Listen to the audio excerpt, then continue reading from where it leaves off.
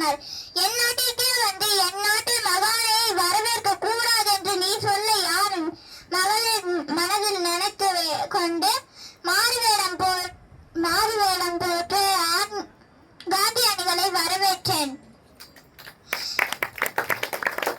நானும் என் மகளும் சிறை செல்லும் நேரம் நெருங்கிவிட்டது.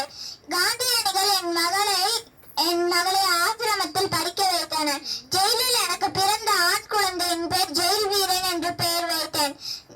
நாட்டு சுதந்திரத்துக்காகவும் நாட்டு மக்களுக்காகவும் என் குடும்பத்தோட பல முறை சிறை சென்றிருக்கேன். இது